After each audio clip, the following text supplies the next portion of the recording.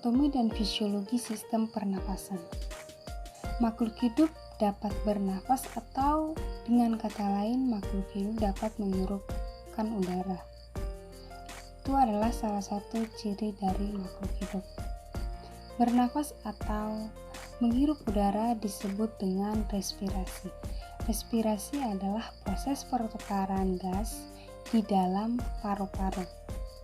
Di sini gas adalah CO2 dan O2, yang dimana O2 difusi ke dalam darah bersamaan dengan CO2 yang keluar darah atau terlepas dari darah. Kemudian respirasi secara umum. Respirasi secara umum adalah proses respirasi melalui 3 subunit organ-organ makhluk hidup. Yang pertama jalan nafas atas, yang kedua jalan nafas bawah, dan yang ketiga unit pertukaran gas. Di sini kita akan membahas tentang jalan nafas atas. Jalan nafas atas terbagi menjadi beberapa organ. Yang pertama hidung, kedua sinus, ketiga faring dan laring. Yang pertama hidung. Manusia bernafas melalui hidung. Di dalam rongga hidung terdapat fabricae dan mucosa. Fabricae atau bulu-bulu hidung ini berfungsi untuk menyaring kotoran-kotoran yang masuk bersamaan dengan udara. Sedangkan pada mukosa, ketika udara yang masuk, mukosa akan membuat udara tersebut menjadi lembab dan hangat. Kemudian organ yang kedua, sinus. Sinus adalah tulang tengkorak yang berada di antara rongga hidung dengan tulang mata. Sinus memiliki 3 fungsi. Fungsi yang pertama meringankan tulang tengkorak. Fungsi yang kedua yaitu pembuatan mukosa dan dialirkan ke rongga hidung. Yang ketiga, dapat membuat suara dari makhluk hidup berbeda-beda. Kemudian organ yang ketiga yaitu faring. Faring ialah saluran otot yang kedudukannya tegak lurus yang berada di antara basis krani dengan vertebrae. Fungsi dari faring dapat membuat suara yang tinggi dan menghasilkan suara dari pita suara yang bekerja melalui jalan udara, glotis, dan juga gelombang-gelombang suara. Kemudian laring. Laring ialah unit organ yang paling terakhir pada jalan nafas atas. Laring berada di sisi inferior faring dan menghubungkan faring dengan trakea. Laring memiliki 2 fungsi. Yang pertama yaitu fonasi. Terdapat pita suara yang melekat pada dinding laring dan juga terdapat otot-otot. Ketika udara yang masuk akan menggetarkan otot-otot yang bisa menimbulkan suara. Kemudian fungsi yang kedua yaitu artikulasi dan resonansi. Artikulasi memiliki 3 organ utama yang berfungsi, yaitu bibir, lidah, dan palantum. Sedangkan resonansi memiliki mulut, hidung, faring, dan juga rongga dada. Kemudian unit yang kedua yaitu jalan nafas bawah. Jalan nafas bawah terbagi menjadi 2 organ, yaitu trakea dan bronkus. Yang pertama trakea. Trakea berbentuk pipa. Terbentuk dari tulang-tulang rawan dan dapat disempurnakan oleh selaput yang berada di antara vertebrae sampai cartilago cricoidea vertebrae. Kemudian fungsi dari Trakea ialah tabung udara besar yang mengarah dari laring atau kotak suara menuju ke bronkus atau saluran udara besar bercabang yang memasuki paru-paru. Kemudian kedua, bronkus.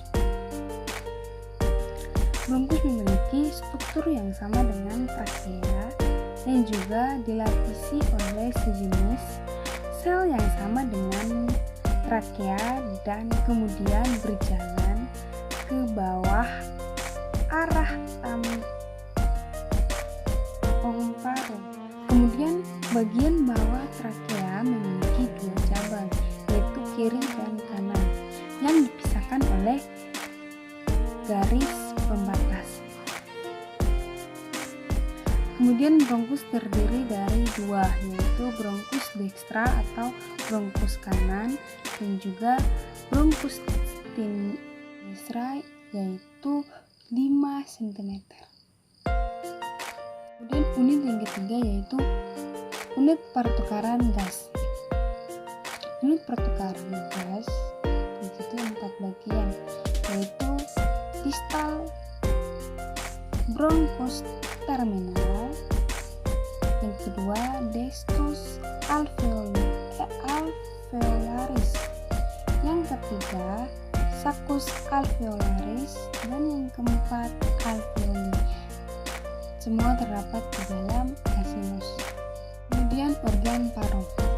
Organ paru tertutup oleh rongga toraks terbentuk dari diafragma, sternum, dan kolumna vertebra.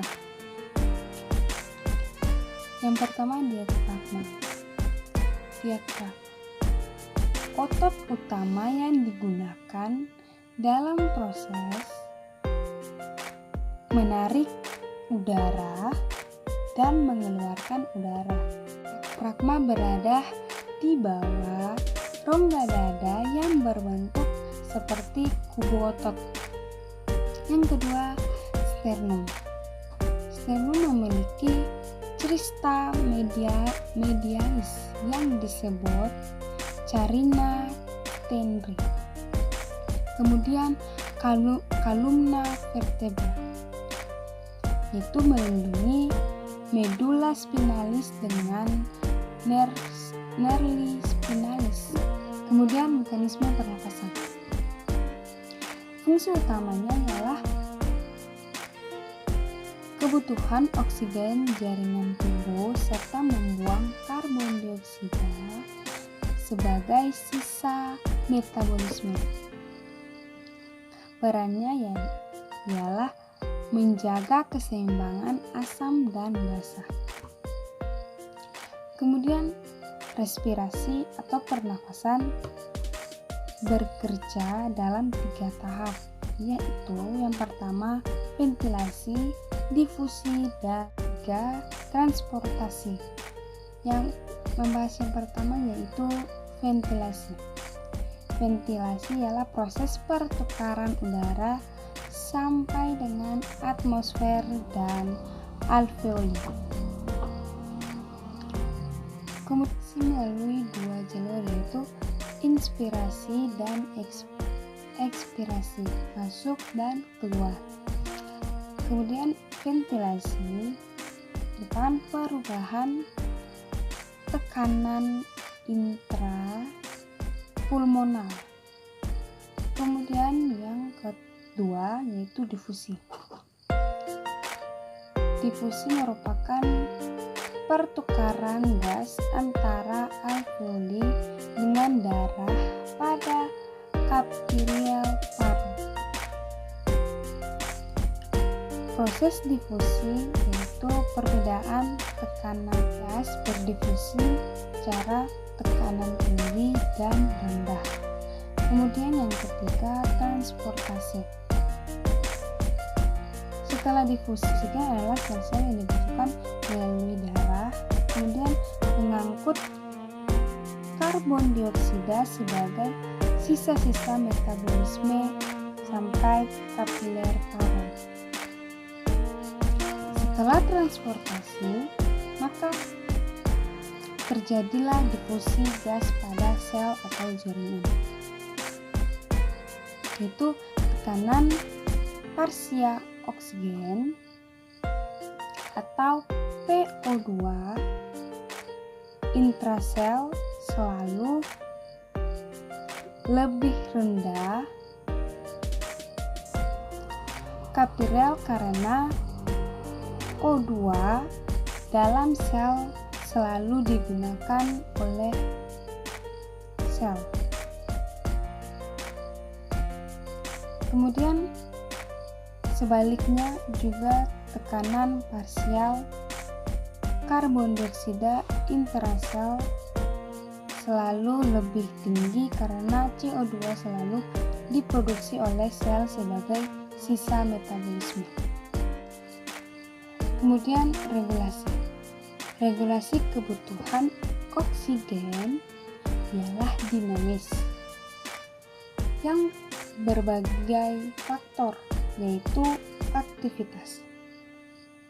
Saat aktivitas meningkat, maka kebutuhan oksigen akan meningkat, sehingga kerja sistem respirasi juga meningkat. Kemudian pengaturan oksigen darah. Biasanya kira-kira 97% oksigen ditransfer dari paru-paru ke jaringan, diangkut dalam kombinasi kimia dengan hemoglobin di dalam sel darah. Sisa-sisanya 3% diangkut dalam keadaan teratur di dalam air dari plasma dan sel. Dalam keadaan normal, transport oksigen dalam keadaan terlarut dapat diabaikan. Tetapi bila seseorang menghirup oksigen dengan tekanan sangat tinggi, banyak oksigen ditransfer dalam keadaan terlarut yang bergabung secara kimia dengan hemoglobin. Kemudian pengangkut karbon dioksida dalam darah. Transport karbon dioksida bukanlah hal sebesar transport oksigen karena dalam keadaan abnormal pun karbon dioksida biasanya dapat ditransfer oleh darah dalam jumlah yang jauh lebih besar daripada oksigen. Tetapi jumlah karbon dioksida dalam darah berhubungan erat dengan keseimbangan asam basa cairan tubuh. Kemudian pengaruh lingkungan pada pernapasan. Yang pertama, efek ketinggian. Tubuh kita diperlengkapi secara optimal hidup di bawah atmosfer normal.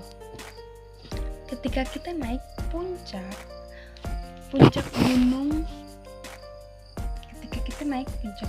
yang tinggi atau yang jauh dari permukaan laut, karena atmosfer secara progresif berkurang sehingga dengan meningkatkan ketinggian.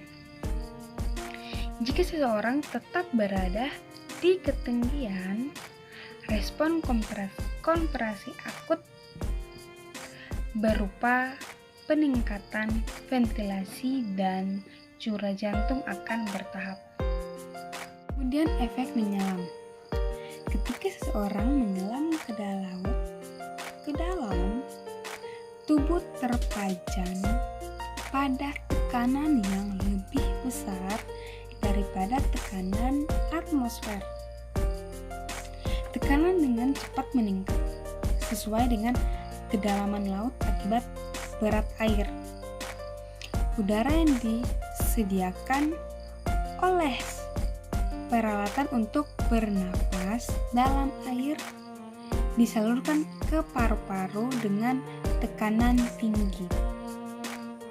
Pada kedalaman 45 meter di bawah permukaan laut, penyelam mengalami perasaan euforia atau perasaan gembira